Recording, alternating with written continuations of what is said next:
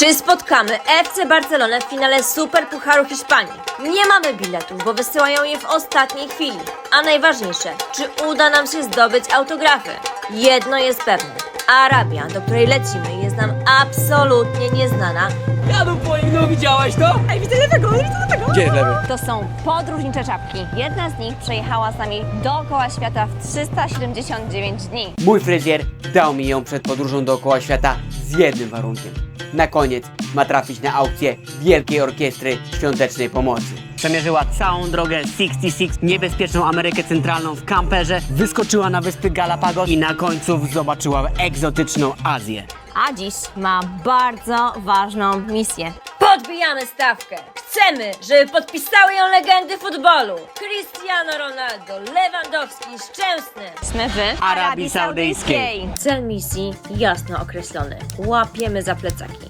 Dostajemy losowo wybrane miejsca na pokładzie. Lecimy przez Rzym do Arabii, kraju, o którym wiele się mówi. Razem sprawdzimy, jaka jest rzeczywistość. Już widać, że inne osoby są w kolejce. Ja myślałem, że te szaty to są takie z jakiegoś jedwa. Trochę wygląda jak ręczniki frote hotelowe. Dolatujemy na 3 dni przed pierwszym meczem Barcelony. Co chwilę sprawdzamy relacje oficjalnej strony. Przylatują na to samo lotnisko, także być może spotkamy się właśnie tam. To byłaby pierwsza szansa, żeby złapać jakiś autografik od Lewandowskiego.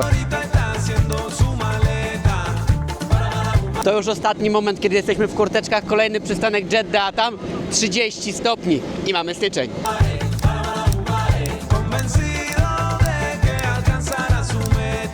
Być może w tym samym czasie wyląduje któryś z samolotów Barcelony, Realu Madryt, może Atletico Madryt, ale niestety mamy już ponad 2,5-godzinne opóźnienie. Nie wolno wwozić żadnej wieprzowiny, zjadamy ostatni kabanos, a to taki fajny lifehack, bo długo trzymają wartość i przypominają nam dobre polskie smaki. Mamy pierwsze podobieństwo kulturowe, bo właśnie w samolocie wszyscy klaskali w związku z tym, że wylądowaliśmy. Nasi tu byli. To ja wszystko rozumiem, kultura kulturą, szaty, zakrywanie ciała. Ania się właśnie ubrała, ubrałam, 30 ale stopni. chodzą w tych szmatach, żeby zakrywać się, a efekt jest taki, że przez cały lot samolotem te szaty im spadają. Cały czas widzimy gołe brzuchy, gołe ramiona, bo on musi tą szmatę poprawić. Musi po prostu ją rozciągnąć, nałożyć jeszcze raz, bo ona spadła po prostu. Trzecie, pierwsze wrażenie jest takie, że ledwo wylądowaliśmy na płycie, już czuć petrodolary, bo czuć po prostu spaliny z silników. Ludzie.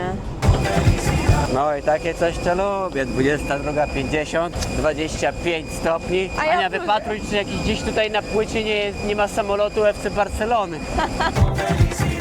Con felicidad siempre voy. El señorito también. Szukaj. Nie ma szans, że Szukaj, będzie. szukaj. Jakoś nie wierzę w to. Pamiętasz, jak wygląda logo Realu Madryt albo FC Barcelony? Ale sympatyczna obsługa celna.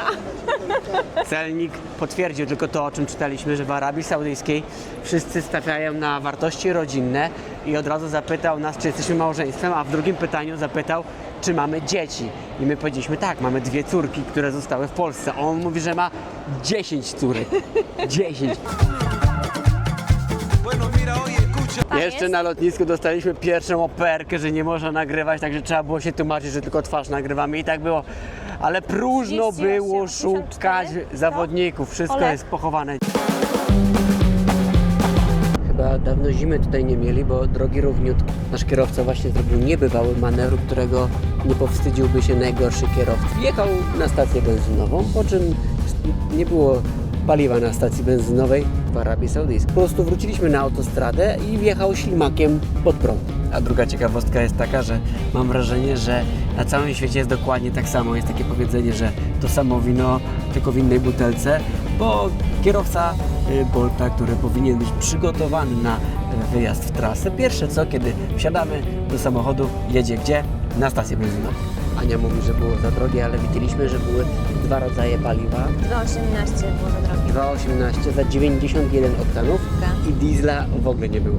A dla uproszczenia można powiedzieć, że lokalna waluta jest w przeliczeniu 1:1 dla złotówki, także jak mówimy o jakiejkolwiek cenie, to będzie dokładnie tak samo na złotówki.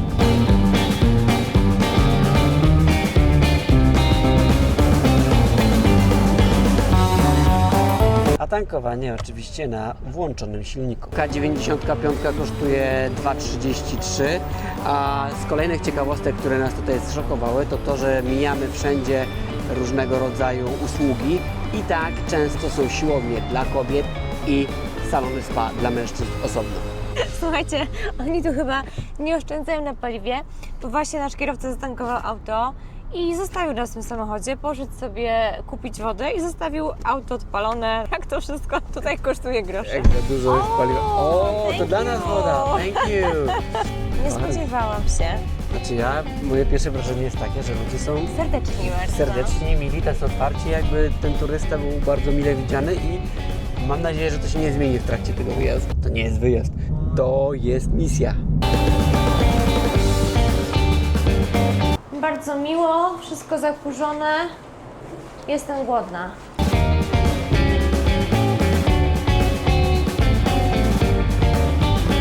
No, a zaskoczenie śniadanko będziemy mieli podane do pokoju, jak w najlepszych hotelach świata. No bardziej chodzi o to, że nie może być koedukacyjne.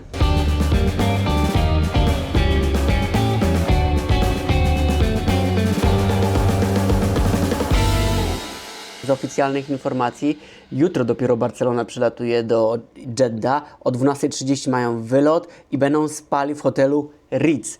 Tam, gdzie będziemy jutro oglądać najwyższą fontannę świata i będziemy tą promenadą na kornisz sobie chodzić, a około 20:00-21:00 pod hotel powinien przyjechać autobus z Barcelony i tam będziemy szukać, żeby może złapać Lewandowskiego albo Szczęsnego. Widzimy się rano.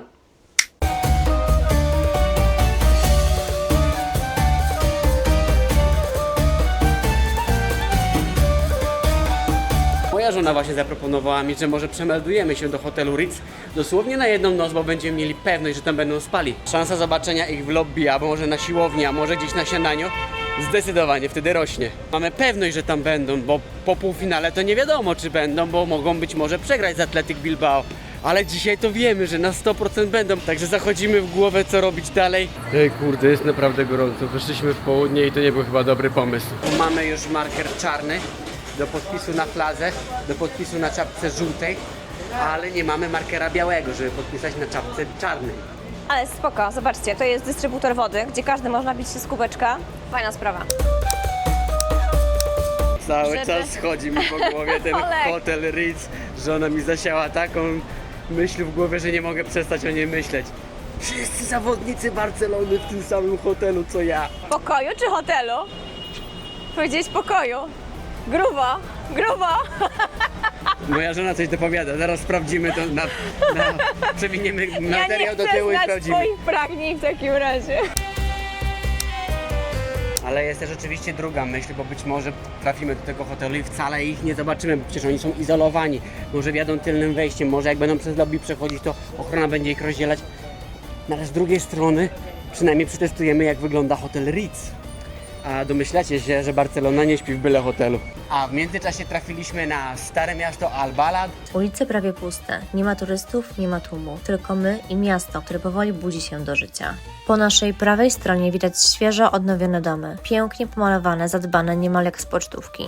A z drugiej strony stare popękane ściany, drewniane balkony, które pamiętają dawne czasy. Część budynków trzyma się dosłownie na słowo honoru.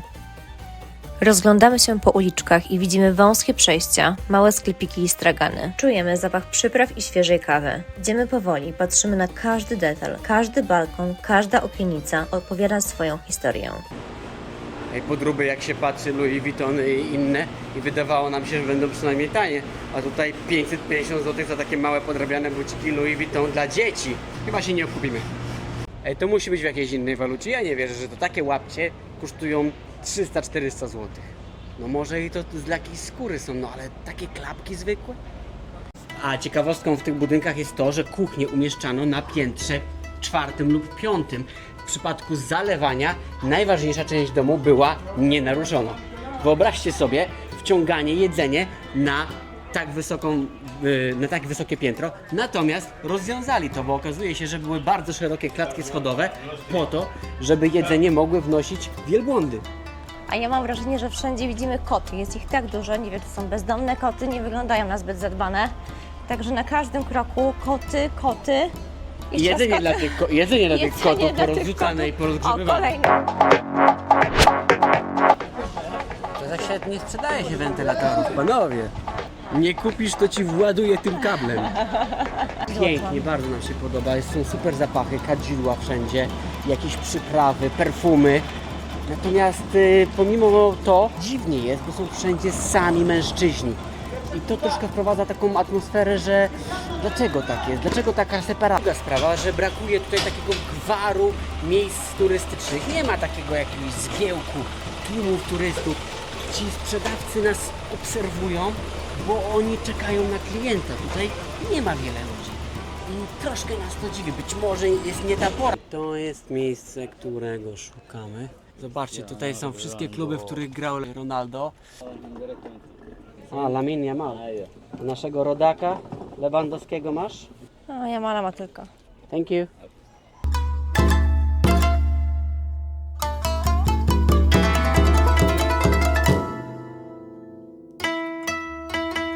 On YouTube? Yes. What Yeah. name channel? 4A in travel. Polski. Oh, Bolanda! What do you like the most about this city? This city Jeddah. is the best city in Saudi Arabia. We have a sea, A good culture, What do you like the most about this city? You. a football. Football. Yes. There- we like Brazil. What football club are you supporting? Al Ahli, Al Ahly, Al Nasr, Al Nasr. Al Hilal, What is your favorite football player? Cristiano Ronaldo. Cristiano. Yes, but I support Al Nasr before he come. Neymar. Neymar. How do you see the change of the culture in Arabia? There is a very change. Before 5 years from now, people like you come from outside. Okay. They will enjoy here. Yes. So there are many visitors Yes, since there's- 5-6 years. Yes. Yes. Who are you going to support in Super Cup? Real Madrid. Barcelona? Madrid? You? ولا واحد. Athletic Bilbao. Another. Barcelona. You know Szczęsny, the Yes. goalkeeper? Goalkeeper. He smoke before the match. Wszyscy wiedzą, że Szczęsny jara faję. Pozdro dla Wojtka. Okay, thank you guys. It was a pleasure to meet you. Thank you. Ale słuchajcie, tak na pożegnanie tutaj podają sobie chłopaki ręce. Ja też automatycznie wyjęłam tą rękę. I jeden chłopak mówi, że nie może, ale tak miło to powiedział. Ja w ogóle nie pomyślałam o tym, że to może być w jakiś sposób nieodpowiednie zachowanie, bo to był taki automat. Prosto z Al-Balad łapiemy taksówkę i ruszamy w stronę promenady Koniś. Siadamy, zapinamy pasy i od razu wciąga nas miasto. Patrzymy przez okno. Ludzie, samochody, stragany, życie toczy się dookoła nas. Na mapie wszystko wydaje się blisko, a w rzeczywistości? No cóż, chyba ktoś przesunął Jeddah o kilka przecznic. Każdy zakręt przynosi nowe widoki i trochę śmiechu. Jeddah, duża, głośna i czasem zastanawiasz się, czy naprawdę wiesz, dokąd jedziesz. Wszędzie jest daleko. Wszędzie się jeździ taksówką, tak samo jak tu. Ten kraj nie jest stworzony dla pieszych. W międzyczasie dopada nas głód. Polaki, cebulaki. Nie zjedzą nic lokalnego, tylko gną do tego McDonalda. Zobaczymy, czy zjemy coś podobnego, co w Polsce. Zamówiliśmy Big Maca, Mac Royala i cheeseburgera. Fryteczkę już spróbowałem. Smakuje identycznie jak w Polsce. Cieniutka. Chyba każdy wie, jak w Macu smakuje frytka. Ja jestem fanem Big Maca. Smakuje dokładnie tak samo jak w Polsce. Jedyna różnica jest taka, że ta bułka jest taka bardziej jakby namoczona i przez to się trochę rozpada. Jeżeli chodzi o smak, dokładnie to samo. Oczywiście testujemy jeszcze cheeseburgera. Wygląda tak samo, a smakuje identyko. Wygląda jakby to mięso wołowe pakowane i mrożone przejeżdżało w takiej samej formie zarówno do Arabii, jak i do Polski. A ile to kosztowało? Średni zestaw Big Maca 23 zł, średni zestaw Mac Royale tak samo. Ceny przystępne, lecimy dalej.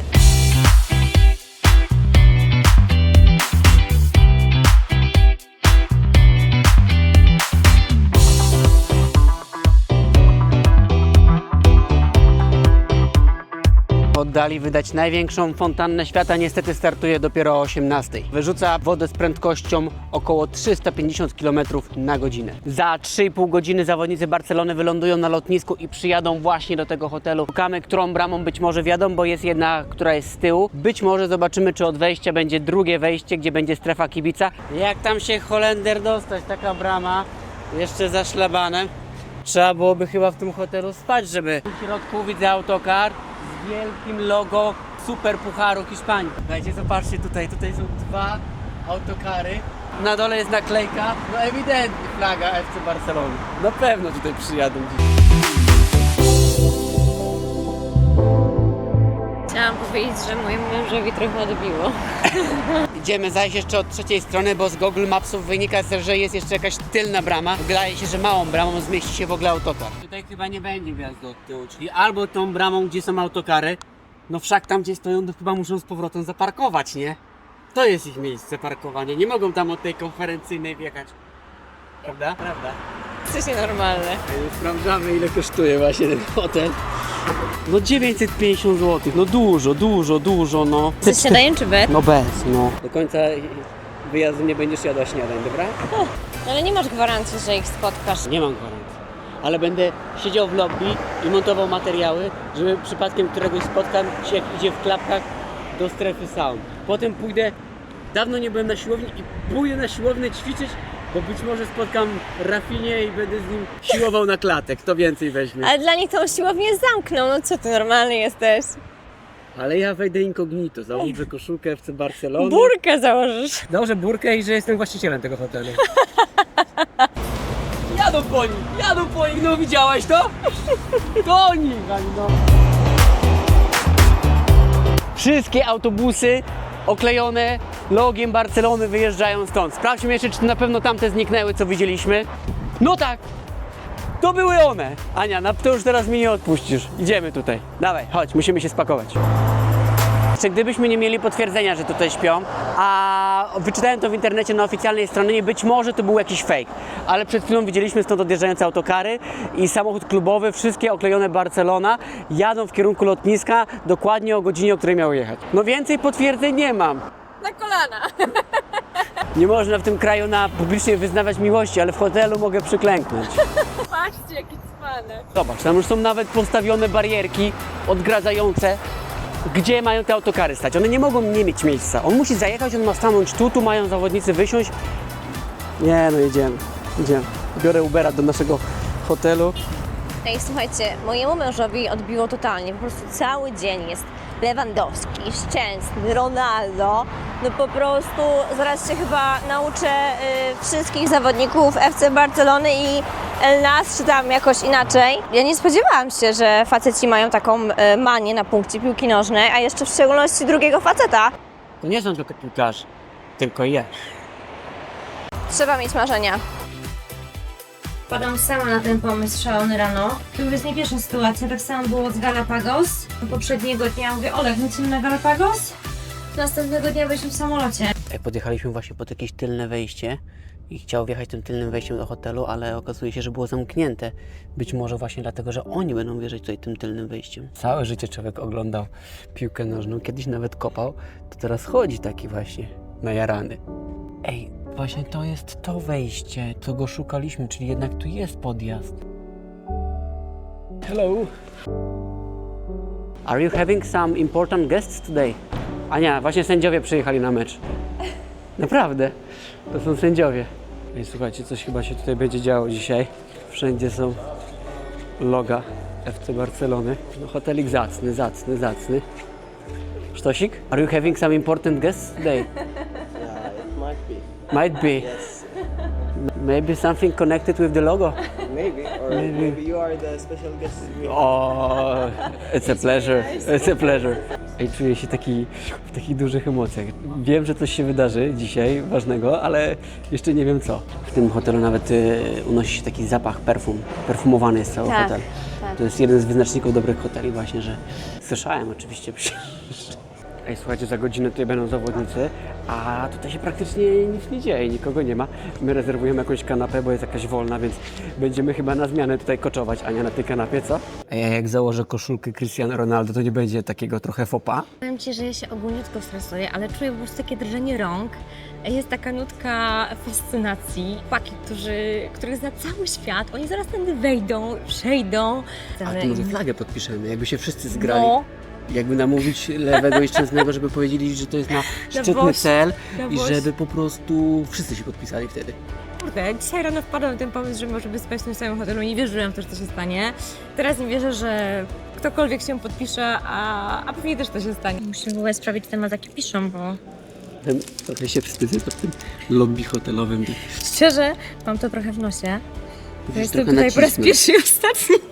Temperatura sięga zenitu i właśnie się tak zastanawiamy, który z podpisów podbiłby cenę na aukcji WOŚP najbardziej.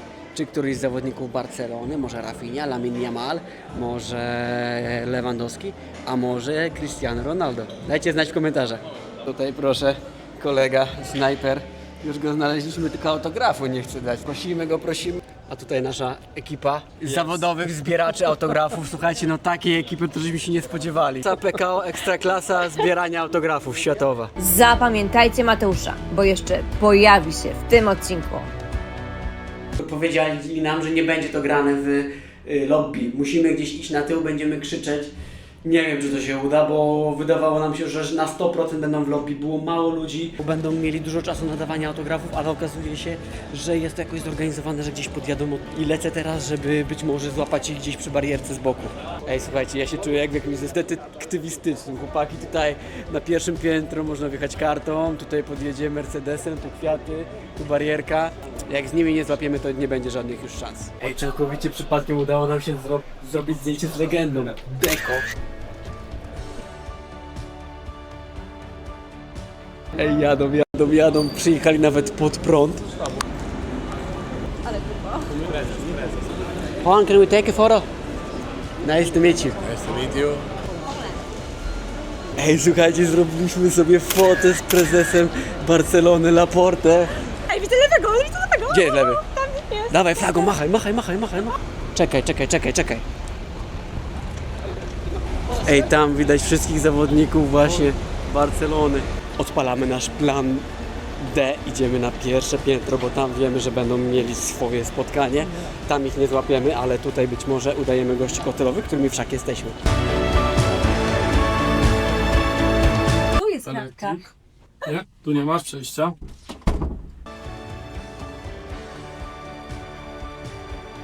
Po polsku, wszystko na przypale. Klatkami schodowymi, windami dla obsługi. Ale ty poczekaj, kiedyś my też żeśmy się zablokowali w takiej windzie, a nie pamiętasz?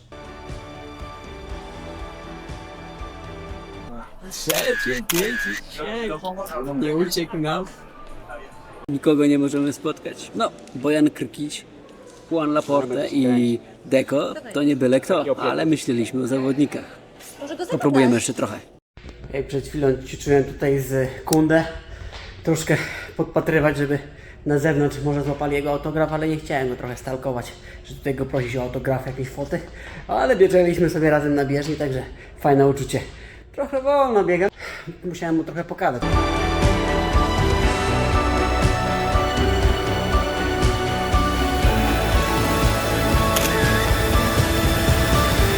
Jest godzina 6 rano. Mamy nadzieję spotkać lewego na treningu. Lewy jest ambitny, więc powinien na 6 wstać. Idę zobaczyć, czy może któryś z zawodników nie przed 6. Wczoraj tutaj tam, gdzie właśnie czyści stanowisko, tam przebiegał Kunde, a ja 2 stanowiska obok. Fajne uczucie tak pobiegać sobie z żule Kunde. Chociaż nie mieliśmy okazji sprawdzić się na sprincie. 6:10 i żadnego zawodników jeszcze nie ma. Właśnie czytam na czacie GPT, o której Lewandowski wstaje i czy ma jakąś poranną rutynę, gdzie zawsze o 6:30 na przykład ma mobilkę. Mamy ogromną nadzieję, że zaraz jakiś zawodnik zejdzie i wpadnie na ten sam pomysł, żeby również potrenować.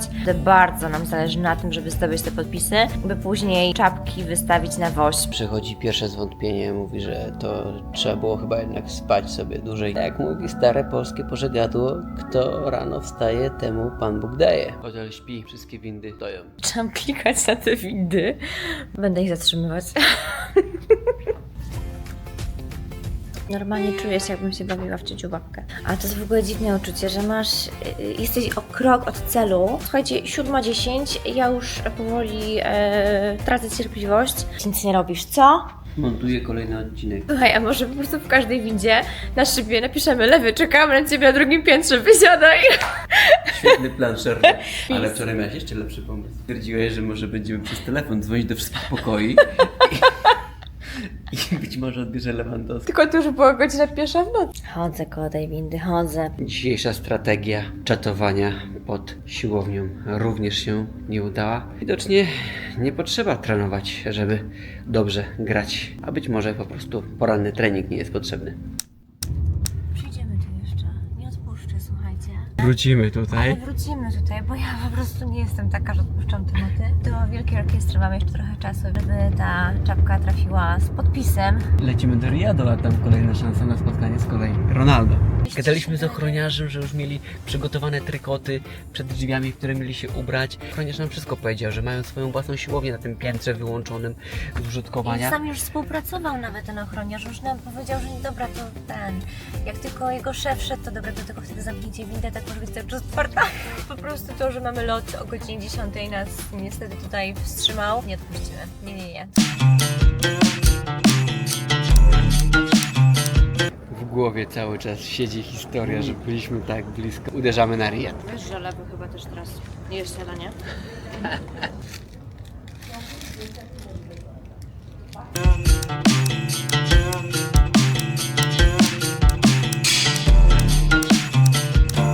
Nigdy bym nie pomyślał, że w Arabii Saudyjskiej będzie mi potrzebny sweter, ale tak wali klima w tym samolocie, że chyba byśmy tutaj zamarzli.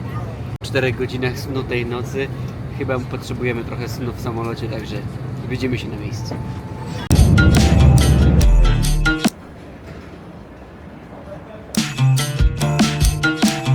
Metro w Riyadzie czyściutkie, nowiusieńkie, tylko się zastanawiamy, jak ono na siebie zarabia, bo 2 godziny można jeździć za 4 riale. Ciekawostka, zobaczcie, wejściem dla singli. My chyba pójdziemy tym, dla rodzin. A tam jest jeszcze first class nawet, zobacz. Pierwsza klasa jest oddzielona. The first class is additionally paid. What is the difference in price? The regular is 4, Yes. but in the first class it's 10. If you want to take a picture, it's okay. I can let you to take a photo. Nagranie krótkie w pierwszej klasie i wtedy ma się taki fajny widok na front. Czy tu jest rzeczywiście lepiej? Wątpię, o, jesteśmy na pustyni. A wrażenie nasze jest takie, że w Arabii bardzo chcą, żeby przyjeżdżali turyści, bo są przemili. Obsługa na lotnisku, kiedy nas informowała, jak korzystać z metra, w stosunku do turystów jest przemiła. Widać, że mają przykazane, żeby bardzo dbać o tych turystów, no i na każdym kroku to czujemy. Ale to jest pustynia. Ja ci kręcę. Ale czyściutko, nie? W sumie krótkie to metro, takie małe, nie? Praktycznie wszystko w Arabii jest w 2 językach, w arabsku i po angielsku, także z komunikacją nie ma najmniejszych problemów. Gdzie płacisz kartą, gotówka, która się na ten moment okazuje zbędna, nie? Ja nawet kantoru nie widziałem. Raz w hotelu widziałem kantor, no ale to wiadomo, hotelowy. A tak to w ogóle nie ma miejsc, że się płaci gotówką. Nie widziałem kogoś płacącego gotówką. Wszyscy kartą. Ej Ania, tutaj jest projekt takiego Line City, czyli miasta ułożonego w linie. Na przestrzeni chyba 70 km ma być zrobione miasto, szerokość 400 metrów. Masz mieć wszystko po prostu wokół metra i wsiadasz 5 minut, a tam z tyłu widać kompleks rodem ze Stanów Zjednoczonych. Widać, że jakiś zagraniczny inwestor, bo wszystko zorganizowane tak, żeby podjechać autem i wszystko zamówić sobie do auta, praktycznie wjechać samochodem do środka. Jakiś McDonald's, Dunkin' Donuts, stacja benzynowa, a tam ogromny plac budowy i banery informujące, że odbywać się tutaj będzie Światowe Expo w roku 2030. Mają rozmach, ale przede wszystkim mają petrodolary. Dokonałam małej zbrodni, ponieważ wyniosłam kartę naszą z hotelu jedną. Jak przyjedziemy do Jeddah i powiedzieć, że ja tutaj jestem cały czas zameldowana. Chyba w misiu to było, nie? A panie, ten bilet to nieważny. Ważne, że na wejściu ważny. Turystyka tutaj mocno raczkuje, bo wszędzie, gdzie jesteśmy, to turystów jest po prostu bardzo mało. Szczególnie przyjeżdżając tutaj po Rzymie, który jest aż przepełniony turystami, ale jest to takie bardziej naturalne, bo każdy chce zobaczyć te zabytki. Tutaj ta turystyka jest trochę wymuszona na siłę, ściąganie wydarzeń sportowych, które się tylko da, największe wydarzenia pod względem targów, ale to wszystko to jest takie trochę na siłę przyciąganie ludzi, a ludzie tego nie do końca kupują i nawet sam fakt tego, że jest wiele zawodników jak Cancelo, który wraca do Barcelony z Al Hilal. Sam Neymar grał tutaj w Arabii Saudyjskiej i też już został wypożyczony do innego klubu. Okupione ogromną ilością pieniędzy, żeby tylko ściągnąć ludzi. Oczywiście nam jako turystom bardzo się to podoba pod tym względem, że czujemy się trochę egzotycznie, pomimo, że są teraz tutaj jedne z największych wydarzeń sportowych. A co się dzieje, kiedy nie ma tych wydarzeń sportowych? Wszędzie megalomania, wszystko musi być wielkie, ogromne. Jaki ty błąd popełniłaś? Wytłumacz wszystkim. Tu są wszędzie sami faceci, no więc szedłam po prostu i kazałeś mi szybko wysiąść, więc wysiadłam. Czyli jednak single to są dla samotnie podróżujących mężczyzn i tam kobiety nie wolno jeździć. Kobiety mogą jeździć w przedziale family. Dla mnie to jest normalne, że się wsiada jak metro podjeżdża gdziekolwiek. No i musieliśmy wysiąść po prostu. Ostatecznie my jako goście musimy się dostosować. Teraz chyba czytam dobrze, co? Iście na dwór w Riyadzie i jak temperaturka... O wow! Zobacz tutaj. No, grubo. No robi wrażenie jeszcze z tym słońcem odbijającym, nie? Podobno Ronaldo przez pierwsze pół roku zajmował 3 piętra tego hotelu, zanim przygotowali jego własny, prywatny pałac, w którym miał spać. Aż się ciężko patrzy tak pod słońce. O, jest Zara. Ale tego się nie spodziewałam, przecież jak one te szmaty noszą, to po co im tu Zara? Jak się wieczorem rozbiera w prześcieradło, to od razu też wchodzi w prześcieradło. Ale muszę zobaczyć, co w tej Zarze mają. Podeszliśmy właśnie pod Zarę, ochroniarz poprosił. What's your name? My name's Zach. Nice to meet you. Nice to meet you. Ale taka kolekcja raczej mało arabska. Zdecydowanie. 69 Zarze. wiestówki. Chciałabym. Samo co w Polsce. Powiedziałbym, że tutaj taka raczej kolekcja zimowa. Zobaczcie, kożuszki. Kożuszki. Jakieś puchowe kurtki. Tutaj mamy grube wełniane swetry, tam pan przegląda. Nie wiem, gdzie to tutaj to założyć i jakiej porze roku, to chyba trzeba na maksa klimatyzację włączyć. Są takie fajne spodenki. Ostatnia para. Takie niezakuse, mojej żonie się spodobały, niezakuse. Ostatnia para, więc wszystkie inne rozmiary są już wykupione.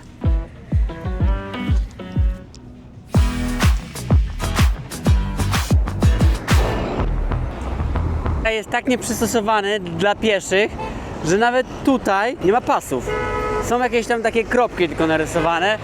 Jest światło dla pieszych, ale nawet pasów nie narysują. A jak my mamy tam dojść, Ania? Idziemy. Nie ma pasów. Oj, nie narzekaj. Tutaj też nie ma pasów, ale była lampka. Ania, szybko, dawaj. Nikt nie widział. Aha, policaje. Ale pierwsze wrażenie jest takie, że tutaj w Riyadzie jest dużo więcej fur, nie? Takich na wypasie, jakieś Porszaki, 7 jeżdżą. Zobaczcie, tutaj się dochodzi. Gdzie ja mam dalej iść? Tu jest niby znak dla pieszych, a tutaj nawet Nie ma pasu. nie, Nie widzę. chodnika nie ma, żeby przejść. Tutaj Tym jest skrawkiem jakiś mamy mały. iść? Tył chyba, wiesz? Przepisy ruchu drogowego nie przewidują mandat za przejście poza pasami, bo pasów nie ma. Nie ma. Wczoraj jak rozmawialiśmy z chłopakami z Polski, to powiedzieli, słuchajcie, jak będziecie w Riyadzie, to będzie czuli na sobie wzrok. I ja faktycznie dzisiaj... Ty będziesz czuła. Że ja będę czuła, bo jestem blondynką. Mam wrażenie, że cały czas te kobiety gdzieś tam kukają na mnie. Wręcz zgorszenia, że jestem tak ubrana, one inaczej. Jesteśmy w całym centrum dzielnicy finansowej i... Jest brudno. Jest brudno, jest totalnie brudno. No i niestety wiele lakierów samochodów nie wytrzymuje tego upału. Ale karawan. Ania, dzisiaj śpimy w karawanie. Powiem Ci, że spam już w tak różnych miejscach, że nic mnie nie zaskoczy. Po kamperze nic ci nie straszne? Nie, I po albo hotelach po w tym- Indiach? Albo po tym autobusie w Indiach. Jak ktoś nie widział odcinku z Indii, gdzie śpimy w autobusie, to zapraszam. polecamy. Dobra, dzisiaj druga próba. Dzisiaj będzie dobry dzień, bo dojeżdżamy właśnie na przedostatnią stację kolejki metra, a w okolicach jest ośrodek treningowy Al Nasr i tam będziemy sprawdzać, czy Cristiano ma dzisiaj trening, a mamy przeciek, że taki trening jest. Świadczą o tym lampy, które świecą się nad ośrodkiem treningowym. Właśnie je mijamy, także za chwilkę lecimy tam pod bramę wejściową, będziemy dopytywać ochroniarza, którym samochodem dzisiaj przyjechał i co zrobić, żeby się zatrzymał. Trzymajcie kciuki. No to tam pod tamtą bramą będziemy stali. Myślisz, że dam radę się na tamten płot wspiąć? Czy wylądujesz za kratkami w Arabii Saudyjskiej? Słuchajcie, kurteczki, jesteśmy zaskoczeni, bo jest jakieś 16 stopni wieczorem, także trochę liże, trochę liże. Ja nie wiem, jak w tych prześcieradłach im jest ciepło, może jakieś mają ogrzewacze pod spodem. Mamy jeszcze drugi trop, bo są dwie opcje. Albo stajemy przed bramą wjazdową na ośrodek treningowy i tam na pewno zobaczymy wyjeżdżający samochód, ale tam podobno Cristiano zatrzymuje się rzadziej albo wcale. Ale jest jedno skrzyżowanie, na którym, jeżeli jest czerwone światło, musi się zatrzymać i wtedy podbiegamy pod szybę, pod łokieć. rzucamy. Ania, ja tu w emocjach jestem, a ty się śmiejesz, kurczę. Ej, w tej chwili zgasili światła na stadionie, także zapewne zawodnicy skończyli trening i będą wyjeżdżać, więc chyba musimy trochę przyspieszyć naszego marszu, żeby chociaż mieć jakąkolwiek szansę. Chyba że oszczędzają energię. Chyba się może skończyła. O, to jest to skrzyżowanie, na którym podobno Cristiano Ronaldo może się zatrzymać.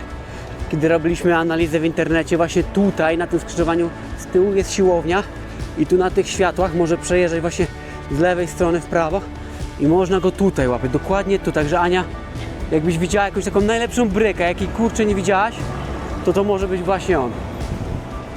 No to jest dobre miejsce, zobacz. Tu będzie miał czerwone, no to się zatrzymujemy i cyk. I ja go tu łapię, tylko by trzeba było tam stać na środku, żeby od strony kierowcy podejść. No i co, jaka decyzja? Dobra, idziemy wypytać ochroniarzy, co? A jak będzie jakaś fura jechać, no to on musi tędy przejeżdżać. Patrzymy na środek. Bo jak się wyjeżdża stamtąd, on daje pierwsze w lewo i pierwsze w prawo i on musi tędy przejeżdżać, także oczy szeroko otwarte. Tam w oddali widać ośrodek treningowy. Tam właśnie zmierzamy jakieś 500 metrów jeszcze. A którą mamy godzinę? O której? 19 jest. 19. Oni mieli jakoś o 20 kończyć trening. Zakończyli wcześniej. Mam nadzieję, że będą się dobrze i długo kąpać po tym treningu. To by oznaczało, że dobrze trenowali. Ale pojutrze mają mecz. No to może też nie chcą się forsować. Ale z tego co wyczytałem, właśnie 2 dni przed to jeszcze można taki cięższy trening zrobić, ale już dzień przed to już jest taki trochę lżejszy, żeby organizm był wypoczęty na takie najwyższe właśnie obroty. Właśnie nas minął jakiś zawodnik w czerwonej bluzie. Mam nadzieję, że to nie był jakiś półamator, który sobie grał właśnie na boisku treningowym Al Nassr, a ja tutaj jadę pół świata, żeby amatorów jakiś oglądać. O, tam barierka się otworzyła. Widziałaś? Dokładnie tam, przed nami, jest miejsce, gdzie trenował Sznur. Zawsze, jak oglądałem filmiki, to ludzie jak on wyjeżdża, tu w lewo, tędy i tam od razu w prawo i na światło. Ale teraz widzę, że tu też można dać w prawo. No widzisz. Chyba że tam ktoś pod prąd później ciśnie. No widzisz, no. Ale no, na mapie jest ciekawe. to nie wynikało. Kurczę, cały misterny plan. Dokończcie sobie sami. Dobra, idziemy teraz podpytać ochroniarza, co i jak to wygląda. Może nam podpowie, czy był już trening, czy wyjechał. O, myślisz, że tym Hyundaiem Elantra wyjeżdża? Ej, łap go! Nie, to chyba nie on. Słuchajcie, jakbyście chcieli wiedzieć pod jaką ulicą, to taką. O, pod taką ulicą jest stadion, więc możecie sobie zapisać. Al Nassr, idę tam zapytać. O, nie, tam jest mało samochodów. Tu jest, Ania, za mało samochodów. Tam dalej Zdecydowanie. Nie. Idę zapytać, czy ktoś tutaj w ogóle jest. Finish training? The training is over? What time they train today? Training. Cristiano, yes. Cristiano today here? No, not today. O kurczę, w ogóle nie było go dzisiaj. A tomorrow? Że tak szybko zgasili światła, wykąpali się i pojechali. To another field? Yes, not here. Riyadh Park, you know Riyadh Park? Riyadh Park? Riyadh Park. Riyadh Park. What time tomorrow is training? 10? أنت وش أقول له؟ متى 10 in the morning. Tomorrow. Here? Nie, dobra, może się dzisiaj nie udało, ale przynajmniej mamy wskazówkę, że jutro o 10 będzie trening. Musimy jeszcze na mapie sprawdzić, gdzie to będzie. What time player arrives? 9, 8:30. A Cristiano? Wiecie chłopaki, bo ja przygotowany jestem, bo ja mam koszulkę Ronaldo i ja chciałem autograf na niej. Czyli oni mają trening na głównym stadionie, na którym grają. Czyli tu już nie mają treningu. Hello. Hello. How can I help? Oh, Well, It will be, we are from Poland. yes. oh, nice. So that's Oh, me. thank you. For in travel. Best of luck.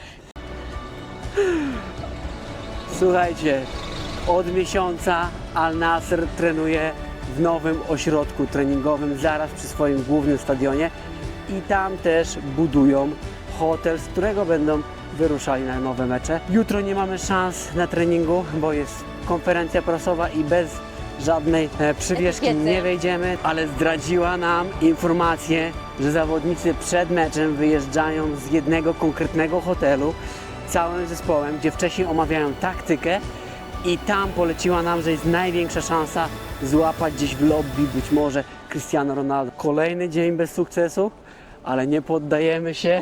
Mamy kolejną wskazówkę do tej układanki, więc spróbujemy dalej. Widzimy się jutro. Kolejny dzień, wieczorem czeka nas kolejna atrakcja, bo jak jesteśmy w Arabii, to wszystko musi być więc będzie coś największego, najdłuższego i najszybszego na świecie. Ale zanim wyjdziemy, chciałem pokazać rzecz, która jest w każdym pokoju. Mamy tak zwaną kiblę, a kibla to po prostu kierunek wskazujący, gdzie jest Mekka, bo wszyscy muzułmanie muszą się modlić w kierunku Mekki. Lecimy na miasto. Wczoraj troszkę już tutaj pochodziliśmy, więc mamy pierwsze wrażenia. Ciężko jest tutaj chodzić. Co i róż, wszędzie spotykamy na chodniku takie wystające rzeczy, bo łatwo tutaj kostką zahaczyć. Teraz nie wolno nagrywać policji, wiesz? Gdzieś czytałam. Jeżeli tam to poprzednie ujęcie ujrzało światło dzienne, to znaczy, że nie wsadzili nas do więzienia.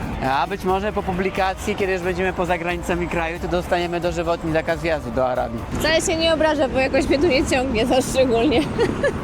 No dobra, tego jegomościa oglądaliśmy wczoraj na dole, bo na dole znajduje się ogromne centrum handlowe.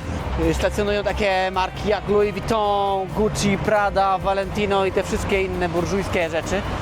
No i wyobraźcie sobie, że po prostu ogromna skucha. Jesteśmy w centrum dzielnicy finansowej, jedno z najbardziej prestiżowych miejsc miasta. Na największym skrzyżowaniu. A my mamy wrażenie, że jeżeli ktoś by nam kazał tutaj mieszkać, to po prostu to byłoby za karę. To się nazywa Four Seasons Hotel, na górze jest, jakieś tam biurowce. O, zobaczcie. To można zrobić tak, Co o. chwilę i byk. Tak? I jak się idzie, teraz człowiek jest druga. skupiony do przodu, to w ogóle tego wszystkiego nie widzi. Wszystko w remoncie. To jest oczywiście wejście, najbardziej reprezentacyjne. Wszystko zakurzone. Wszystko pracuje też. Nie wszystko, bo jest bardzo dużo lokali pozamykane. Znaleźliśmy taki food court, to słuchajcie, żeby tam w ogóle wejść do tego food courtu, to trzeba było zapłacić, ile? No z 30 zł. To, że już jedzenie i będzie, Tak, tylko gdzie nie wiedzieliśmy w ogóle, co tam jest tak naprawdę. no zobaczcie takie rzeczy. To może na kamerze nie wszystko widać, ale to wszystko tu jest zawilgocone. Tu mamy już jakiś klej, poniszczone płytki. Tu widać, jak to już jest partyzancko robione. Tutaj częściowo już są jeszcze taśmy pozostawały, no i być może można to doczyścić, ale te płytki są już tak poniszczone od właśnie tego remontu. O, tam na górze jest ten food court, do którego wejścia trzeba zapłacić.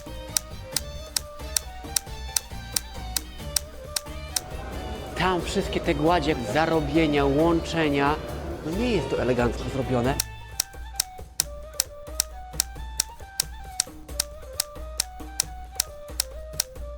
Idziemy pustym korytarzem. Skończyły się już sklepy. Wszystko pozamykane. Wczoraj mieliśmy taką sytuację, że byliśmy strasznie głodni, chcieliśmy coś strasznie zjeść i mówimy, o jest, dobra, znaleźliśmy, to będzie ten food court. No i właśnie zastaliśmy dokładnie taki sam obrazek jak teraz. Puste stoliki, brud, bo może tego na kamerze nie widać, ale naprawdę jest wszędzie brudno, ta podłoga jest uświniona. Wszędzie jest napisane opening soon, czyli otwarcie wkrótce, ale to wygląda trochę tak, jakby to otwarcie wkrótce już było 5 lat i pozostał jeden. Wszyscy jedzą kurczak. No masakra i to jest w jakimś takim rogu, jakimś takim, tu jest jakiś sufit, no Ania, no nie wiem, no weź to rękę podnieś. No. Ty masz 1,63 m plus ręka, to będzie jakieś Nisko. 2,30 i współczujemy troszkę Cristiano Ronaldo, bo wiecie, kiedy on chce gdzieś wyjść, to szuka tych fajnych miejsc w mieście, gdzie tu wyjść. Ja wiem, że pewnie są jakieś zamknięte ośrodki, gdzie on może sobie odpoczywać, ale tak, żeby wyjść na miasto, tak sobie po prostu pochillować, pochodzić, nie ma tak. Nawet jeżeli by nie zamknąć to wszystko dla niego, to naprawdę nie ma żadnej przyjemności z bycia w tym miejscu. Powiem Ci, że Ty jesteś bardzo bystry chłopak, bo zabrałeś mi takiego centrum handlowego, że Ci nic nie chce kupić tutaj. Żeby Cię zniechęcić. Dobra, wychodzimy stąd.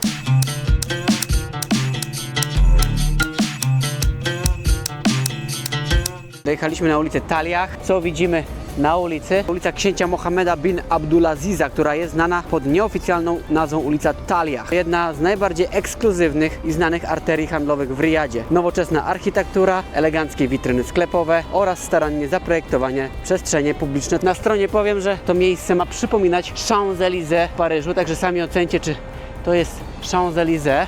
Oh, Champs-Élysées. Champs-Élysées. Tiriririry. Niezłe biuro nieruchomości. Trump Tower w różnych częściach świata i tu można sobie wejść, taki apartamencik w Dubaju albo w Jeddah kupić. Ciekawe jakie ceny. Na witrynie nie było wskazane, a nie miałem odwagi wejść.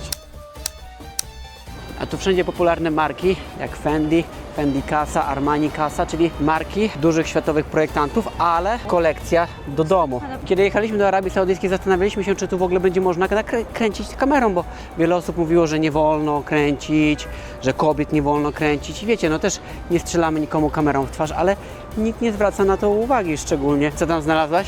W Versace chyba był taki barek ze szklankami na wino, tylko nie wiem, co to kupić. W kraju, gdzie jest absolutna prohibicja na alkohol, sprzedają kieliszki do wina, może piją w nich wodę. Ale to wszystko jest brudne, zobacz te szyby, to przecież nawet się nie chce wejść z takiego miejsca. Może my tak krytykujemy, że tu jest brudno, a może prawda jest taka, że u nas też jest brudno, tylko brudno po naszemu. Tu jest tak inaczej brudno. Już całkiem na serio, to jest wszystko zakurzone. Być może powiecie, że trudno byłoby to ogarnąć, no bo tutaj z pustyni nalatuje piach. Ale witryna Fendi, witryna Bang & Olufsen, zakurzona, to nie jest brud, który powstał dzisiaj, nie? Zobacz, co się dzieje w Dubaju. Dubaj też jest praktycznie na pustyni. No tak, Tam tak. jest tak czyściutko. No, można chodzić w skarpetkach po ulicy i sobie ich nie ubrudzić. Dokładnie. Albo, Tutaj jest albo bardzo skarpetkami ubrudzić ulicę.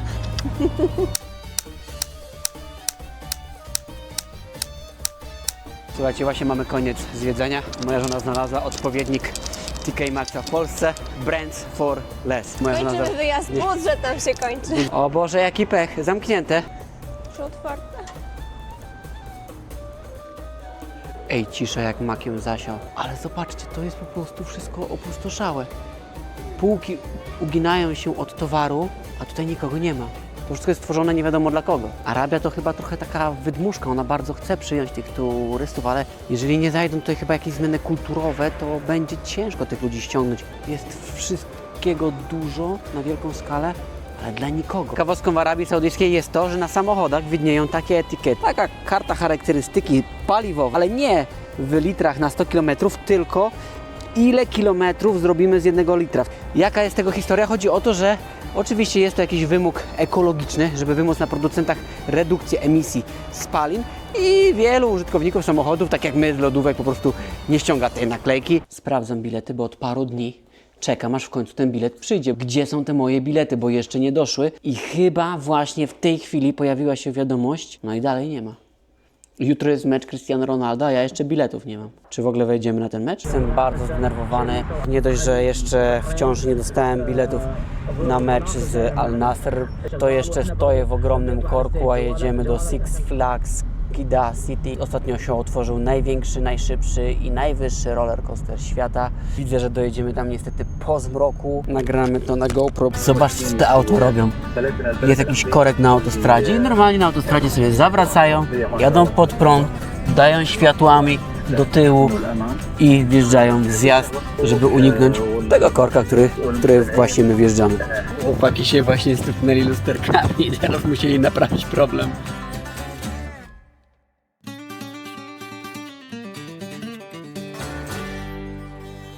Pod miastem jakiś ogromny kompleks, które jak zwykle znów stoją puste.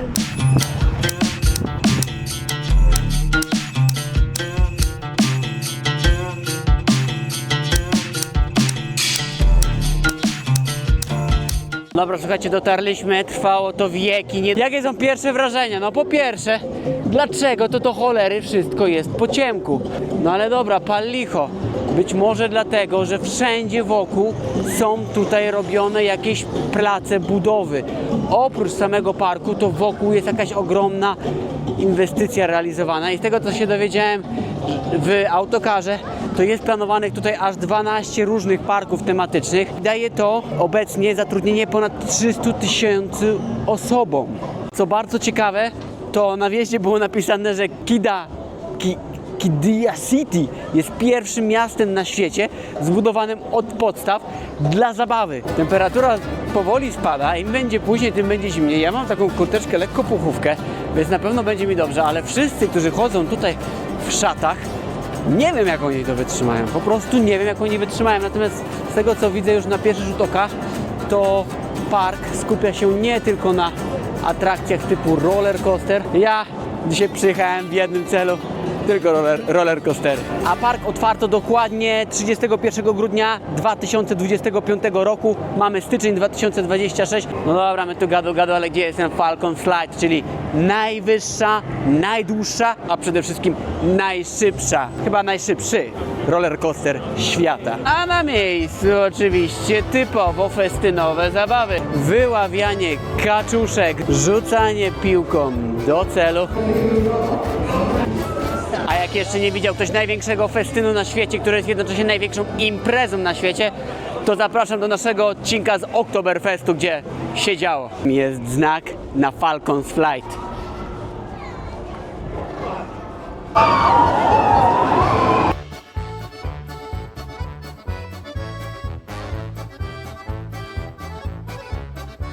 Włączam stoper, zobaczymy ile będziemy czekać. Ej, no dobra, jest nadzieja, bo dostałem maila, że pracują nad moją sprawą, żebym dostał bilety. Chyba na pewno dopiero jutro zobaczymy, czy będą. Nie no, normalnie taka animacja, że czuję się, jakbym miał jakąś misję kosmiczną bynajmniej.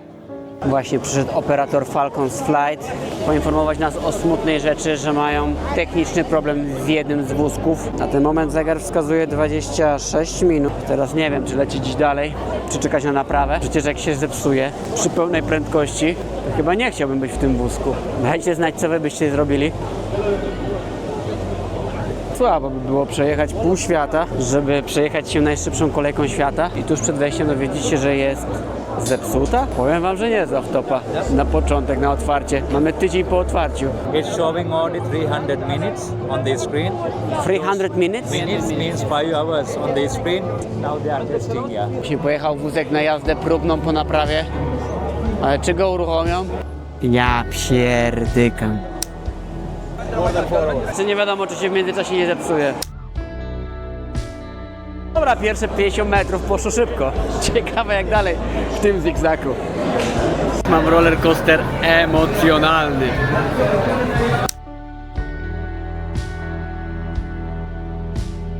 Ej, to jest jakiś test cierpliwości. Za tamtymi drzwiami myślałem, że będzie już po prostu blisko. A przed chwilą były osoby, które stamtąd wychodziły, bo zrezygnowały, bo powiedziały, że tam jest podobna jak nie większa kolejka. More 4 hours. From here? Yes, 4 hours. Niby człowiek chce, ale stać mu się nie chce. Tam ziomek, który właśnie wychodził, no nie wytrzymał tego rollercoastera psychologicznego i gdzieś skrócił sobie kolejkę, przeskoczył, no i niestety ochrona musiała go wyrzucić. Zmierzmy się z tym widokiem, który jest za ścianą. Ej, ta kolejka przede mną jest jeszcze dłuższa niż ta, w której byłem.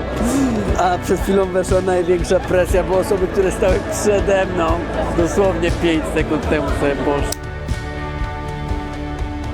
Kolejka od pół godziny się w ogóle nie rusza, jest maszyna zepsuta. Za mną są tylko drzwi, za którymi ochroniarz czasami wypuszcza osoby, które odpuściły po prostu. Za chwilę zaczyna grać FC Barcelona w swój mecz półfinałowy. Żeby Barcelona była w finale, no to dzisiaj musi z Atletico Bilbao wygrać. Przynajmniej nie będzie mi się nudzić w kolejce, co?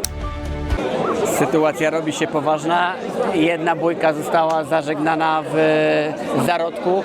Dwóch chłopaków tam się już pucowało do siebie. A przed chwilą jakiś gościu uderzył kobietę i było tak mało przyjemnie. Wszyscy się podnieśli i zaczęli trochę tutaj burzyć. Widać, że ta ciasnota tutaj nikomu nie pomaga.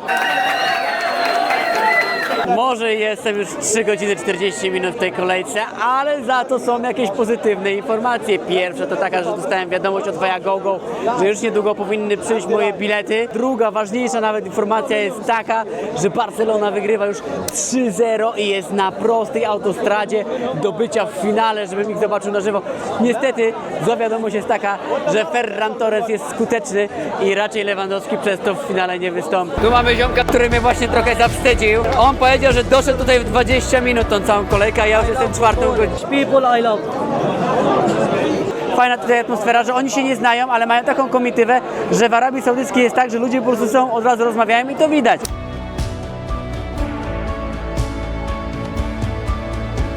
okazuje się, że osoby, które wychodzą, są bohaterami, przez wszystkich oklaskiwani. Jesteśmy już naprawdę blisko, więc chyba się nie poddam, chociaż boję się, bo za chwilę zamykają park i stracę ostatni autobus powrotny. Przyszło już ogromne zmęczenie i chyba już powoli, bo od godziny maszyna stoi, nie jeździ. Chyba trzeba to zakończyć, tę nierówną walkę. Jest już grubo po północy i tej misji chyba dzisiaj nie wykonam. Maszyna ruszyła, więc trochę komory się poprawiły, ale tak będziemy się wszyscy wykłócać, jak tutaj stoimy o zwrot kosztów. Ale być może spróbujemy pojeździć! Jeje straszne. Zabrali mi GoPro, więc nie nagram tego z poziomu klatki piersiowej. I chyba właśnie padła informacja, że odwołują całą jazdę, pomimo że obiecywali. Ale niesamowite rozmowy przeprowadziłem tutaj z osobami w kolejce. Ciekawe historie mi opowiedzieli. I chyba to była najfajniejsza wartość, żeby spędzić z nimi tutaj czas. Misja zakończona niepowodzeniem. Zamiast Falcons Flight był Falcons Fail. Arabia. Jeszcze tu wrócę. A jak zwykle w podróży najfajniejsze jest to, co nieoczekiwane. Wstając autobusem, zapytałem chłopaków, czy mnie nie podwiozą do Riyadu. I właśnie mamy powrót z Omarem i Hasanem. Jedziemy na 2 auta, bo chłopaki jadą drugim autem i jedziemy jeszcze po drodze coś wszamać. Kolejny dzień rozpoczynamy od wizyty na placu Ad-Dira w Riyadzie. Zwykły plac, zwyczajni ludzie, zwyczajny poranek. Nic nie zdradza, że to jedno z najmroczniejszych miejsc w historii miasta. Bo jeszcze nie tak dawno właśnie tutaj odbywały się publiczne egzekucje. To tu ścinano skazanym głowy, a na środku placu do dziś znajduje się niewielka kratka, miejsce, do którego spływała krew. Gdybyśmy nie znali tej historii, nie uwierzylibyśmy, bo dziś ten plac tętni życiem. Śmiech, rozmowy, zapach jedzenia. Jakby czas próbował przykryć to, co wydarzyło się tutaj naprawdę. Siadamy na arabską kawę. Jej aromat jest intensywny, smak gorzki. I nagle wszystko na chwilę zwalnia. Pijemy ją w miejscu, które widziało rzeczy, o jakich wolelibyśmy nie wiedzieć. Po chwili wstajemy i kierujemy się w stronę lokalnego targowiska. I tam spotykamy człowieka, który przyjechał tu za pracą. W jego oczach widać zmęczenie, ale też nadzieję. Patrzył na nas tak, jakbyśmy byli dla niego kimś więcej niż turystami. Jakby jedno spotkanie mogło stać się szansą na zupełnie inne życie. How can you go to Poland? You need to have visa. You want to travel or you want to stay in Poland? Apply for visa, it's a long process. Need sponsor. What do you do here? I'm also coming for work. Where are you from? I'm from Bangladesh. What is your profession? Before I worked in Bangladesh, reception in 5-star hotel executive. And here what you do? Yeah, still looking for job. Okay. Easy or not? Not easy. Too many people is here. If I not find good job, go back. You decided to come here. Why? Because need good job. I think I find good job. Is living here costly? Not too much. Have you been to Poland? That's why I say how can I go Poland? Ah, I okay. think they need sponsor must. Huh? You need.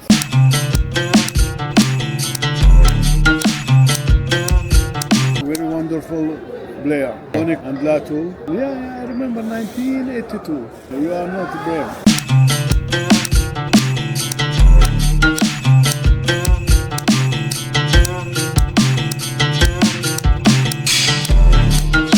gift.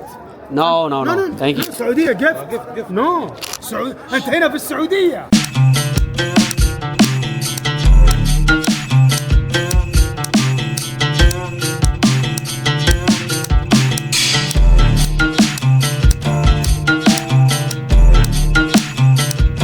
No dobra, dzisiaj dobry dzień, godzina 2 w nocy, przyszły do nas bilety w końcu. Teraz wsiadamy w taksówkę, żeby pojechać do hotelu, którego wyjeżdża zespół Al Nasr na mecz, żeby w końcu podpisać te szafy.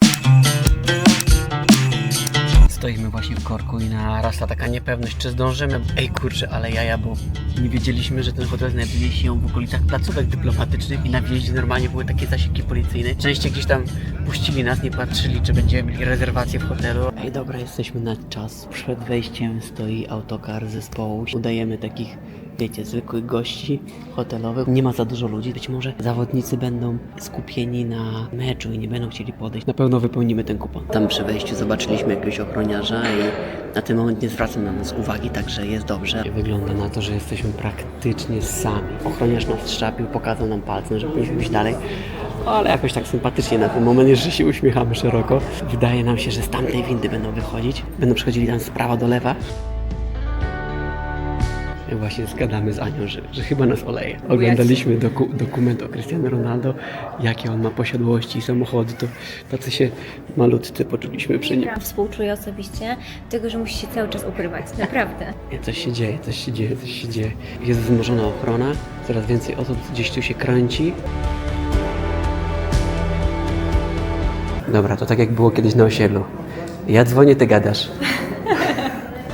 Ale dostaliśmy cynka tutaj z lobby, że chyba jadą windą. Powiem wam, że poziom ekscytacji rośnie. Trochę się zaczynam jąkać.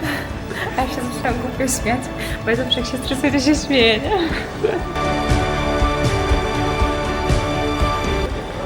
Cristiano, can we take a photo with respect? With all the respect. Good luck. Kingsley, can we take a photo? And sometimes people doesn't understand he needs privacy. Sometimes he was outside having a coffee and people from the windows make it very good with the young players, with the kids. He will rarely stop for an adult. We made a mistake. We have two small girls back in Poland. Normally he does stop a lot, or he takes photos with kids. My kids, when they were walking and they pass by, oh, just take a photo, you know, without even. Well, now we have the best Polish player. We have it in Barcelona. I'm from Barcelona originally. So, Have you seen yesterday's game? 5-0. There are many travelers trying to reach the players, right? Like us today, or? Today is very quiet. Normally there's many more people here and outside. And normally we have more security. We don't allow anybody in if you're not staying in the hotel. Okay. So if you say, I want a coffee, you can come later. Ej, słuchajcie, było blisko. Widzieliśmy go na żywo i pomachał nam. Dobra, lecimy na mecz. Lecimy na mecz.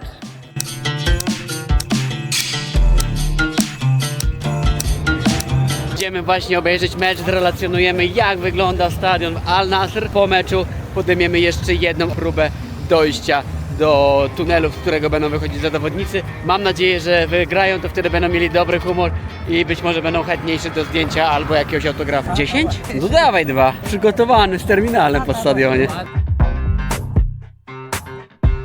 Ania dostała szali kolegi z Arabii. Ja w takim razie też bym się musiał jakoś ubrać.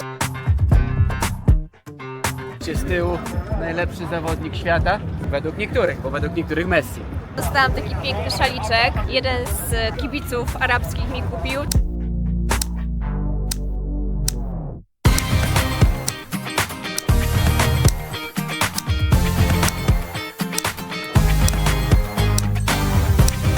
Słuchajcie, przed wejściem jest takie miejsce, gdzie można próbować, z jakiej wysokości Ronaldo strzela bramki z głowy. Moja forma szczytowa też była dawna. Najwyżej strzelę jak król Maradona ręką.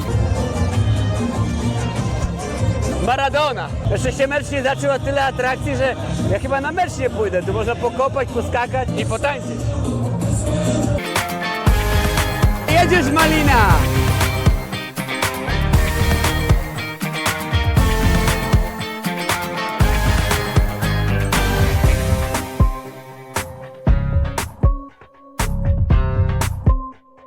Dzisiaj będziemy oczywiście na trybunie ultrasów za brameczką, race i te sprawy.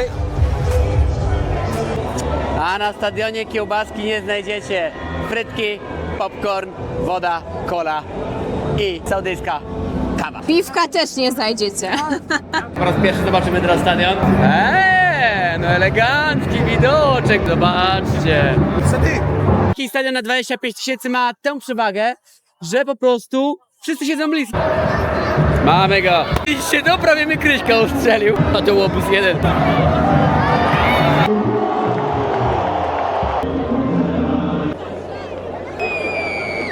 Al Nassr ostatni mecz przegrał, a poprzedni zremisował i stracił pozycję lidera, także dzisiaj na pewno powinien wygrać.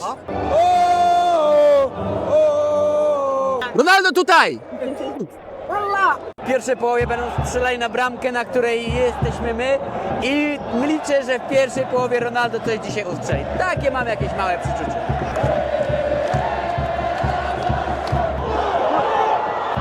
Hej! Al-Nassr! Oho, chyba będzie karny, rączka była. Fałszywy alarm. Cristiano w kontrakcie ma zapisane, że za każdą bramkę dostaje $100,000. Ania mówi, że dzisiaj chyba nie ma mobilizacji do strzelania. 40 minut meczu minęło, a tu żadna bramka nie padła. Co nie robią? Się przyskują.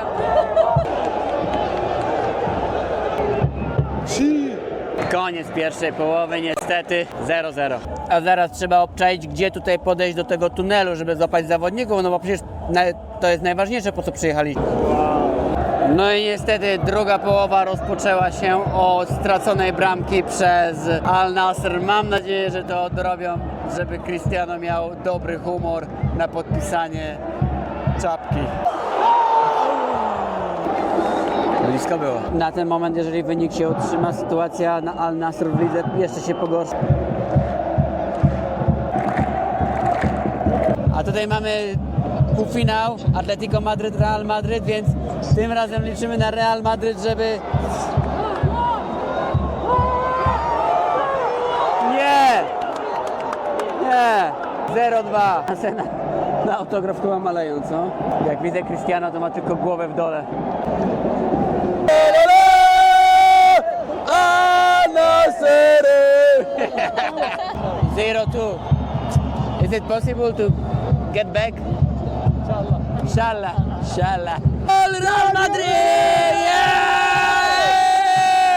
Ale się cieszę, bo będzie finał Barca Real! Zawsze chciałem być na klasyku. Niestety widać, że po drugiej straconej bramce doping trochę ustał. Nawet kibice Al-Nassr wolą oglądać półfinał Superpucharu. Tak pójdziemy wokół stadionu, żeby złapać Cristiano. A plan jest taki, żeby łapać go przy tamtym tunelu, bo wokół całego stadionu zazwyczaj można przejść na tyłach trybun. Prawie 0,3. To już byłaby katastrofa. 25 800 kibiców dzisiaj. No naprawdę widać, że stadionik pełen. Grać karny! Ciekawe, kto będzie strzelał! No ciekawe, kto będzie strzelał! Tylko dlaczego po drugiej stronie boiska? Cristiano wziął piłkę, ustawił. Jak strzeli, to stówka do przodu. Drobi! Nie! Nie!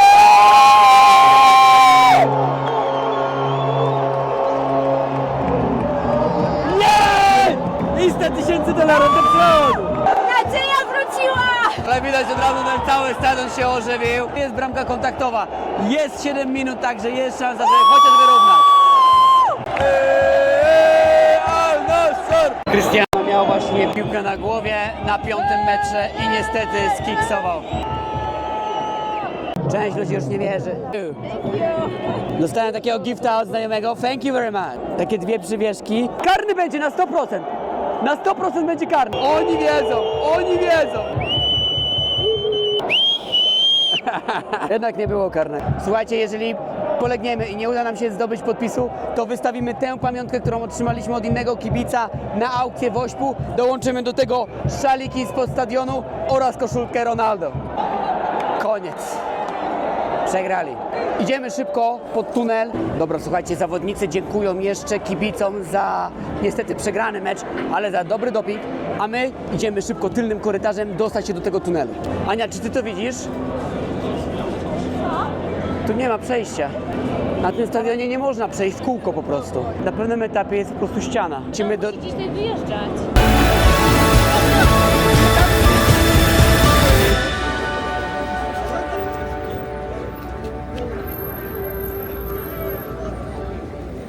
To chyba był jednak Cristiano Ronaldo w tym Maybachu, bo zaraz później policja zaczęła go eskortować.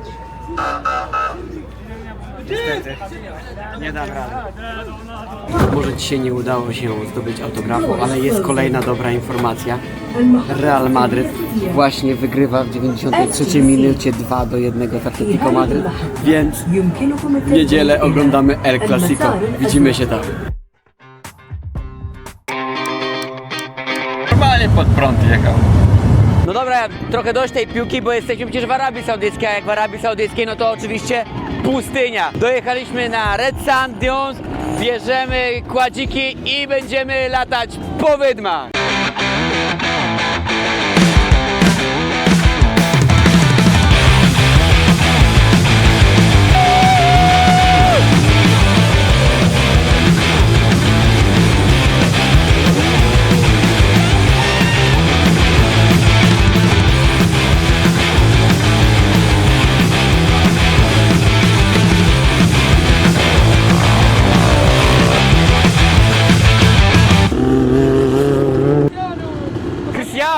Lewandowski.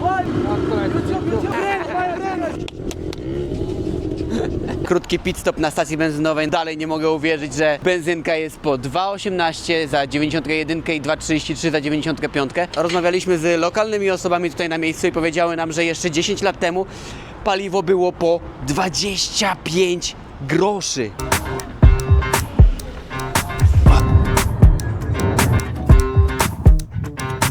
Ciekawostką jest to, że kiedy zapytamy Saudyjczyków, co by chcieli najbardziej na świecie zobaczyć, to właśnie góry i zielone drzewa. Tu mamy jakąś taką oazę. To jest niewystarczające. Ja się wcale nie dziwię. Tu jest wszędzie pustynia. A tutaj widać rozwiązanie zaciągnięte z Polski, parawanik. Chyba byli nad polskim morzem, tak mi się coś zdaje. Zmierzamy na jedną z najbardziej popularnych atrakcji w Arabii Saudyjskiej, czyli Edge of the World. Koniec świata. To jest właśnie to miejsce, gdzie ludzie spadają i ziemia się kończy.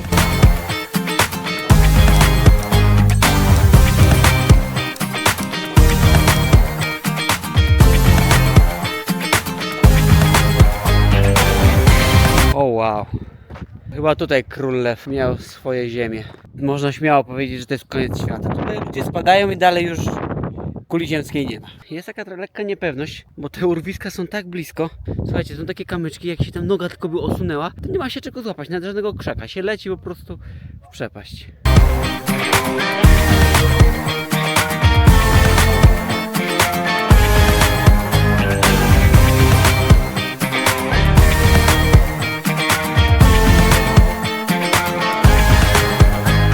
Zrezygnowaliśmy z ostatecznego atakowania szczytu, bo było tam tak dużo ludzi, a ten płaskowyż wygląda na taki, że jak ktoś tam kogoś trąci, to się poleci.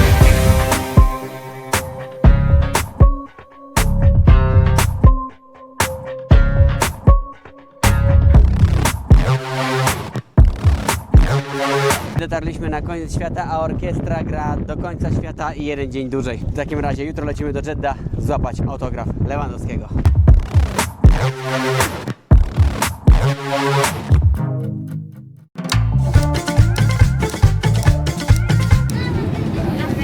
Oye, señorito, camina. Bilety będą dzisiaj wieczorem, także wciąż jest nadzieja, że pójdziemy jutro na mecz. Słuchajcie, plan jest taki, idziemy do hotelu Ritz, bierzemy kartę, którą Ania sobie zachowała wcześniej. Na wejściu udawali, że jesteśmy gośćmi hotelowymi. Koło godziny 16 powinni wyjeżdżać z hotelu i to jest ten moment, kiedy już na pewno damy radę gdzieś ich złapać w lobby, być może przy autokarze. Mamy dużą flagę Polski, będziemy machać, będziemy krzyczeć. Są jeszcze autokary Barcelony, tam z tyłu czekają. Jak Robert zobaczy z Wojtkiem dużą flagę, to nie podejdzie? Musi podejść. Wydaje się, że jest gorsza sytuacja, bo jest dużo więcej kibiców, którzy gdzieś tam czekają. Ochroniarz nam powiedział, że będą wychodzić z boku. Nasza karta dalej działa. Mamy tutaj wejściówkę. Ale kurczę, ta jedynka, co wtedy byli wszyscy i tam ochroniarze pilnowali, teraz jest wyłączona, nie? Ty, a może sprawdźmy, czy nasz pokój otworzymy tą kartą? Wejdziemy, powiemy, dlaczego siedzisz w naszym pokoju? No dawaj jedynkę, dawaj.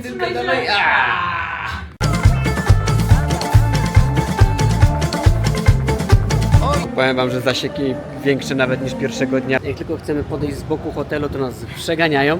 Jak tylko wyjedzie autokar, to plan jest taki. Jedziemy szybko, pięta palec, rozkładamy dużą flagę. Dzisiaj, jeszcze dzień przed meczem, wydaje mi się, że powinni podejść. Przecież ja tego autografu nie chcę dla siebie. Ania, czy ty chcesz ten autokar dla siebie? Autokar nie. Tylko na wodzie.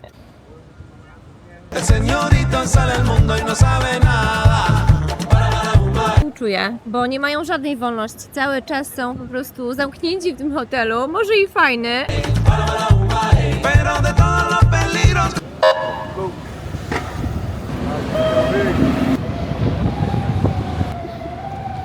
A tu chłopaki dali nam nadzieję, że spotkali Lewandowskiego. Can you show me your photograph? Okej. Że złapali Roberta i Wojtka. Mówią, że to było rok temu, na poprzednim Superpucharze. Chesney and Robert were working on yesterday. Czyli chodzili tutaj, kiedy my byliśmy w Riyadzie, to oni chodzili tutaj po bulwarze. Dobra, nie palę papierosów, ale od jutra zaczynam palić, bo chłopaki mówili, że Szczęsny to właśnie wyszedł na papieroska. I na spacer sobie z lewym poszli, także od jutra palę i biegam. Plan jest taki, że tam się nie udało, no to podjechaliśmy do hotelu, w którym śpi Real Madryt, a oni mają trening zaraz po FC Barcelonie, więc z tego hotelu zaraz będą wyjeżdżać. Mijaliśmy 2 autokary Realu Madryt, jest bardzo dużo kibiców. Jak myślicie, czy taki autograf Mbappé będzie równie dobry? Know something, guys? Where are the players? Właśnie się zastanawiamy, czy to piętro, gdzie są te banery w tych prześwitach balkonowych, to przypadkiem czy tego piętra nie zajmuje Real Madryt. Być może zobaczymy ich z daleka, ale raczej nie będzie szansy na podpis. Ale jak nie wypełnimy kuponu, to się nie dowiemy, czy się nie da. Ej, słuchajcie, jest pewien plus tego całego poszukiwania autografu, bo normalnie w Arabii się nie można przytulać. A tak niby w tłumie, to tutaj do żony się mogę przytulić. Zasieki robią się coraz bardziej szczelne, wypychają wszystkie osoby, co chwilę dochodzą z tyłu, robi się trochę za ciasno, mało przyjemnie.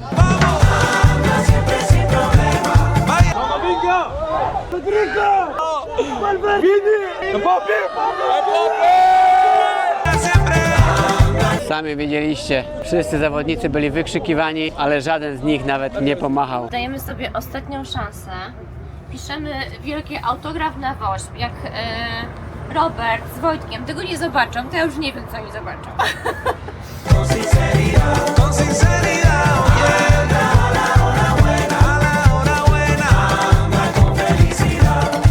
Niestety pod bramą minęliśmy się z autokarem, ale przed chwilką w windzie spotkaliśmy kogoś ze sztabu FC Barcelony i poprosiliśmy go, żeby pokazał zdjęcie nas z tą flagą i powiedzieliśmy, że czekamy na Roberta i Wojtka w lobby.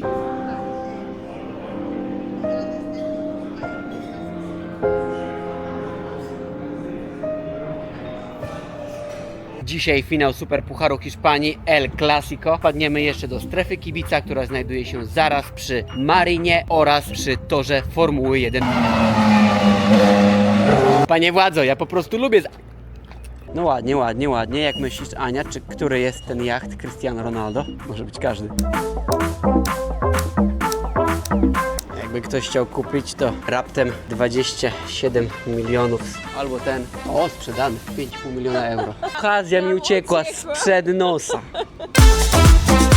Jesteśmy w strefie kibica, zaraz zobaczymy, co tu się dzieje. Co to za kaszana? Tu się nic nie dzieje. Może to nie jest pora, bo jest rzeczywiście zdecydowanie za gorąco. Kurczę, jakby była taka temperatura w Polsce, to by chyba wszyscy byli na dworze, żeby łapać to słońce. No nie zrozumiemy się, nie zrozumiemy się. Jaki tu spokój, na na na na. Bilety szczęśliwie dotarły niedługo po północy. Emocje już sięgają zenitu, no bo to w końcu El Clasico. Ja już wiem, komu bym kibicował, a wy? Jeżdżamy już na stadion, więc sprawdźmy, jaka jest wyjściowa 11. Jesteśmy na godzinę przed meczem, powinno już być znane. Lewy będzie grał w pierwszym składzie. No i Mbappé będzie na ławce. Chyba już wiecie, komu będę kibicował, co? Jej, ale super, że Lewandowski gra w pierwszym składzie. Jak się podchodzi pod stadion, to emocje rosną z każdym krokiem.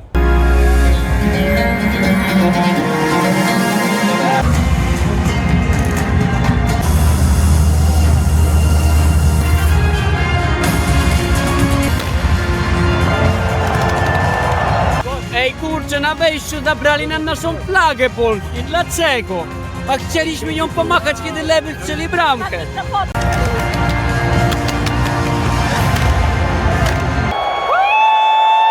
Punkt 22. Zaczynamy mecz! Viva Barca! Ale strasznie głośno jest na tym meczu. Tu nie chodzi o takie piłkarskie przyśpiewki, tylko po prostu wszyscy albo buczą na jednych, albo jedni buczą na drugich.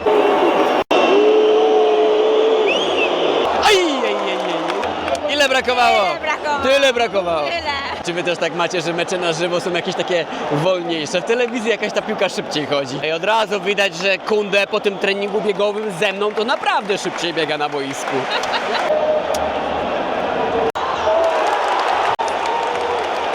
Było blisko. Będzie rzut rożny. Może lewy z główeczki coś...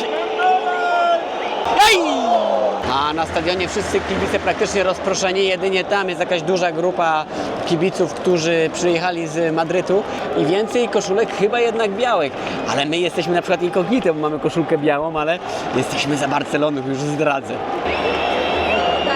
Moment ewidentnie Barcelona prowadzi grę, ale Real też miał dobre kontry, także mecz uważam, że wyrównany. Zabierz się z tą piłą! Przerwa na napoje chłodzące, więc może teraz jest trochę ciszej, to Wojtek mnie usłyszy. Wojtek! Wojtek! Przyjechałem pół świata, a ty i tak masz lepsze miejsce siedzące. Ochrona jeszcze nie zauważyła kamery, ale chłopaki tutaj już obok tak zapytali mnie, za kim jestem. Powiedziałem mu, że jestem za Barceloną, no to powiedział, że nie będzie subskrybował kanału. Rafinha! Dobra, obie drużyny już miały 100% sytuacje. Teraz się worek z bramkami rozwiąże. Rafinha!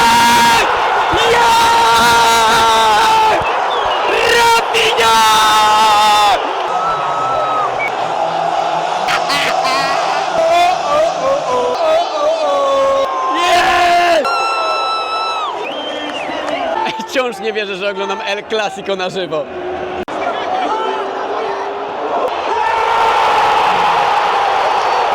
Real Madryt!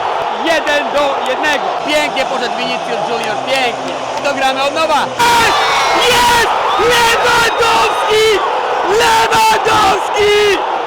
Lewandowski!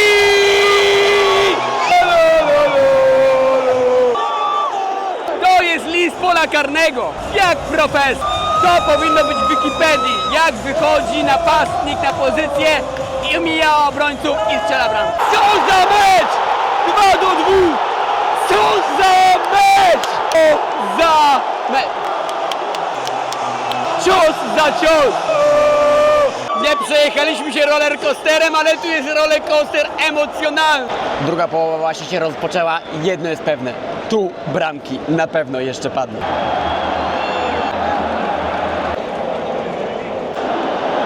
Ależ są emocje, chłopaki się popychają, dostają żółte za dyskusję, za popychanie. Tego nie lubimy w sporcie. Verde, żółta. Eric Garcia, żółta. A w związku z tym, że w zasadzie kibice są z całego świata, to przyśpiewki są raczej proste. Czasem śpiewają tylko Pedri, a czasem tylko Madryt, a czasem tylko Barca. Nie ma jakichś zdłużonych przyśpiewek. O, świetna akcja Realu. Tyle brakowało, teraz tyle brakowało. Nie, teraz to ty! Nie wiem, czy dobrze śpiewam, czy Wiska, czy Biska Barca. Może ktoś będzie wiedział. Blisko, bardzo Blisko Barca! Najfajniejsze emocje są jak są karne. No i niestety Lewandowski schodzi. To co, idziesz do Lewandowskiego, siedzi teraz na ławie. Autograf. Nuci się, to pójdę do niego. Właśnie dowiedziałem się tutaj od mojego sąsiada po mojej lewej stronie, że od 2023 roku zmieniły się przepisy i jeżeli będzie remis, to nie ma dogrywki, od razu są karne. Jest! Jest!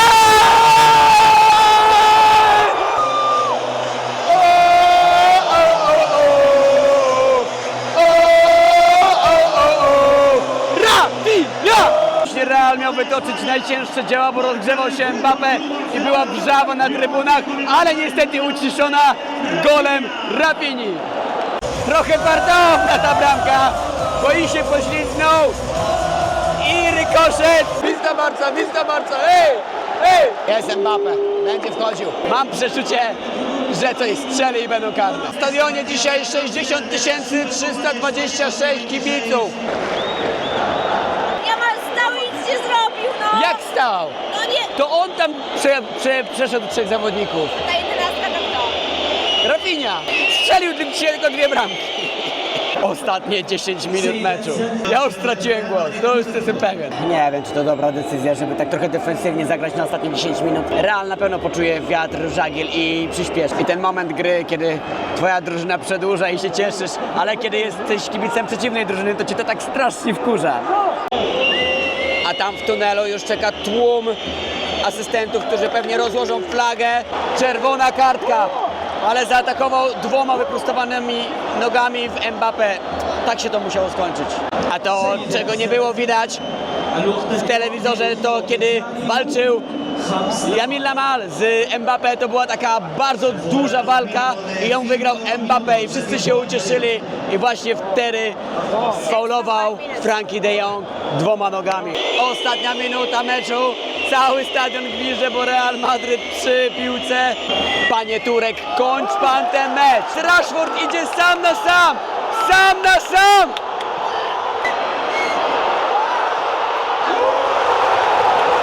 Jocie! Akcja na 3-3, to musieli strzelić, ale nie strzelili. Kibice już stoją, kibice już to czują. To jest tak blisko. Real jeszcze w ostatnim natarciu, Mbappé. Jeszcze zadrożny, mamy już ponad minutę po czasie. Tam był kibic Realu, który nie może uwierzyć, że to nie wpadło na 3-3. Polu karnym był nawet bramkarz Realu Madryt, był strzał, ale znów Juan Garcia górą. I wszyscy czekają na ostatni gwizdek. Tak! Tak! Tak! Tak! Tak! Barca! Współautorem tego sukcesu Robert Lewandowski. Co tu się dzieje? Co tu się dzieje? Zaraz tutaj będzie wielka feta. Zobaczcie, że stadion zrobiony jest normalnie na taśmę klejącą i trytytki, bo te słupki, które robią świetną atmosferę, tutaj są przypięte na trytytki, a w wielu miejscach po prostu na taśmę klejącą. Działa, działa, atmosferę robi, robi. Nie ma się co przyczepiać. Zawodnicy za sekundę wzniosą puchar, zaraz potem pojadą prosto na lotnisko, ale nasza misja Arabia nie jest skończona. Mamy jeszcze jeden chytry plan, jak zdobyć autograf Lewandowskiego, żeby misja Arabia zakończyła się sukcesem, a Woźb zyskał to, co najcenniejsze. Zostańcie do końca.